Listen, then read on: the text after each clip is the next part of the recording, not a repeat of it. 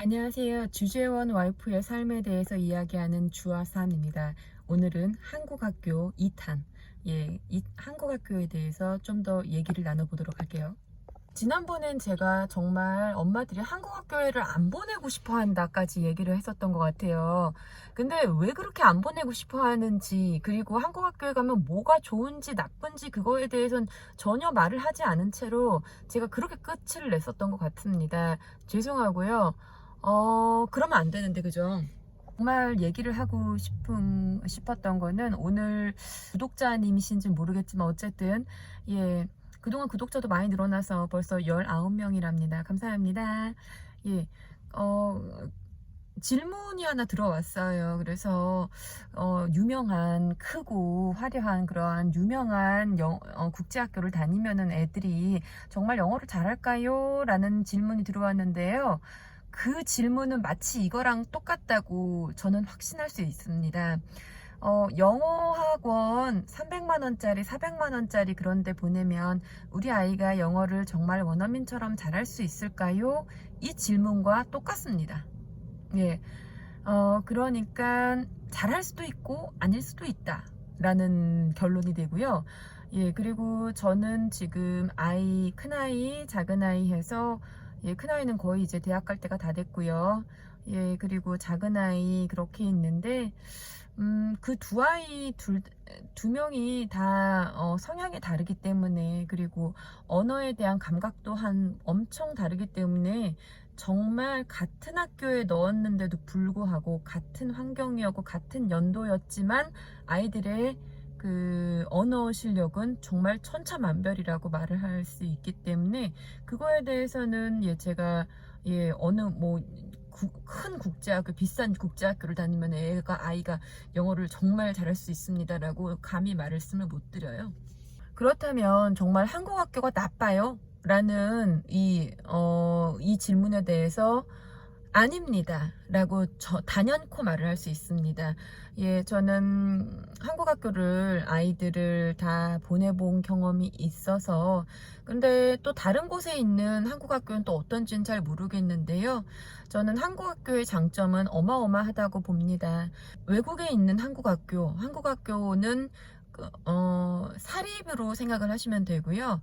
그렇기 때문에 우리나라에서 행하는 그 공교육, 일반적인 공교육뿐만 아니라, 그리고 그 나라의 언어, 그리고 영어는 기본으로 해서 아이들 정말 잘 교육시키거든요. 그게 나라마다 같은지 아니면은 나라마다 틀린지는 제가 잘 모르겠어요. 그런데 정말 잘 교육하시려고 하고, 그리고 여기에서 장점 하나. 아이들이 이제 한국으로 돌아갈 거잖아요. 왜? 왜냐면 우리가 주재원으로 간 거지, 거기에서, 그 나라 국민으로 간 게 아니잖아요. 그렇기 때문에 한국으로 돌아가야 됩니다. 한국으로 돌아갔을 때 아이들이 바로 학교를 다녀야 되죠. 한 1년 있다가 쉬었다가 다니는 애들 있습니까? 아니잖아요. 바로 학교를 다녀야 되는데, 그거를 너무 쉽게 적응할 수 있겠죠. 외국에 있는 한국 학교에서 8학년에 있다가 그 다음에 바로 한국으로 돌아갔다 했을 경우에 아이들이 문제가 있을까요? 한국에서 적응하기에? 아니요, 하나도 문제 없습니다.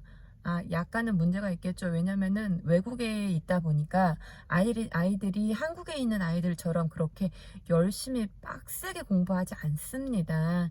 그렇게 공부하지 않아도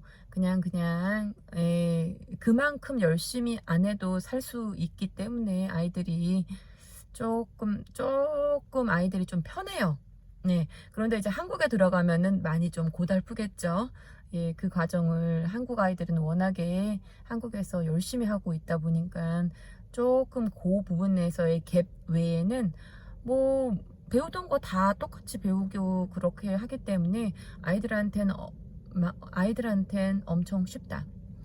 아이들한테는 엄청 스무스하게 한국에서의 그러한 정착 생활에 아무 문제가 없게 스무스하게 행할 수 있고, 그리고 또 대학을 또 빼놓고 얘기할 수는 없죠.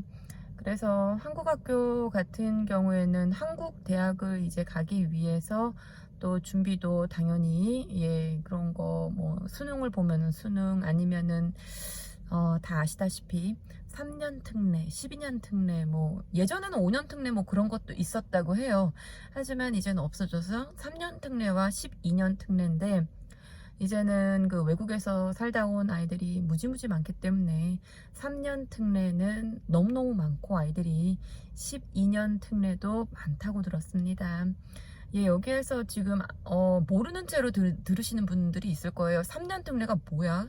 라는 질문이 있으실 텐데요. 3년 특례라는 거는 제가 한 4, 5년 전에 알기로는, 중국에 있을 때 알기로는, 그때 알기로는 그때 기준이에요. 저도 지금 어떻게 변했는지 모릅니다. 한국의 그 특례 전형이 제외 학생, 제외 국민 특례 전형이 어떻게 됐는지를 모르기 때문에 그때 당시로는 그 고등학교 1학년을 포함을 해서 3년을 떨어져도 안 되고, 뭐 2년 살다가 1년 그런 거 안 되고 3년을 스트레이트로 쭉 고등학교 1학년을 포함해서 그렇게 외국에서 공부를 했다는 그 확실한 자료가 있어야 돼요. 그냥 애들 유학 좀 보내고 그게 아니라, 제가 알기로는 아빠의 그러한 뭐 직장 때문에 어쩔 수 없이 거기에서 그렇게 있었습니다 라는 그러한 게 증명이 돼야 될 거예요. 그런 게 있으면 3년 특례로 됩니다. 그리고 12년 특례라는 거는 뭐냐면요, 그거랑 똑같은 거예요. 초등학교 1학년부터 고등학교 3학년까지 12년 동안 쭉 한국에 머무르지 않고 쭉 계속 외국에서 아빠의 그러한 일 때문에 계속 거기에서 그렇게 생활을 하며 학교를 다녔습니다 라는 증명이 되면 12년 특례에 해당이 됩니다. 제가 알기로는 12년 특례의 조건을 가지게 된다면 엄청 쉽게 학교를 들어갈 수 있습니다. 대학을 엄청 쉽게 학교를 들어갈 수 있다고 저는 들었습니다. 그래서 뭐 어느 정도 쉬운가에 대해서는 아주 쉽다라고 그때는 그랬습니다. 근데 지금 어떤지 모르죠. 그리고 3년 특례는 그때 당시에 듣기로는 너무너무 아이들이 많아서 이거 뭐 하는 거나 마는 거나 똑같다 라는 말이 약간은 돌기는 했지만, 그래도 쉽다라는 거를 들은 것 같아요. 지금 어떨까요? 좀 더 어려워졌을 것 같은데. 그렇고요. 그래서 보통 그렇게 엄마들이 국제학교를 많이 보내고 싶은 이유는 당연히 영어 때문에 그런 거고요. 그런데 정말 결단코 말을 하기에는 한국 학교 또한 정말 좋은 커리큘럼으로 영어 교육을 제공을 합니다. 산 증인이 저희 큰 아이고요. 그래서 제가 지금 있는 곳은 영어권 나라에 있는데, 그럼에도 불구하고 이 아이가 그쪽에 있다가 이쪽으로 왔을 때 6개월 만에 ESL을 탈피를 했습니다. 일단 ESL을 들어야 될 거예요. 이렇게 테스트를 해가지고 ESL에 들어갔고, 그 다음 6개월 만에 우리 그 큰 친구는 ESL을 탈피를 했는데 정상적으로 이제 다 근데 그 같은 연도 동안 있었던 이 둘째 아이는 3년을 ESL을 했습니다. 그러므로 뭐 어디에서 공부를 했다라든지 뭐 그거랑 아무 상관없는 걸로 저는 그렇게 생각이 되고요. 근데 뭐 좋은데 큰데 국제학교 있으면은 뭐 좋겠죠. 뭐 말이라고 하겠어요. 근데 뭐 이런저런 이유로 그렇게 못 보낼 수도 있는데, 제가 말씀드리고 싶은 건 너무 마음 아파하지 마라. 5천만 원짜리 국제학교를 다닌다 하더라도 뭐 그게 완벽할 수 있을까요? 그럼 1억짜리 보내고 싶지 않겠어요? 1년에 1억짜리 뭐 그런데 보내고 싶겠죠. 뭐 사람이라는 게 더 좋은 거 하고 싶은 게 당연하고요. 그런데 돈으로만 아이들 키울 수 있다면 얼마나 좋을까요? 그렇지 않습니다 라는 거 제가 강력하게 말씀드리고 싶고요. 마음 편히 가지세요. 여기까지 오기까지 얼마나 많은 그 시련과 고난과 예, 그런 게 많은데 시간 날 때마다 공유하고 싶고요. 네. 물어보신 분한테 이게 답이 됐으면 좋겠어요. 그래서 제가 시간 날 때마다 이 영상을 틀고 될 수 있으면은 예, 공유를 하려고 하는데 잘 될까 모르겠네요. 예. 주재원 와이프의 삶에 대해서 이야기하는 주와 삶이었고요.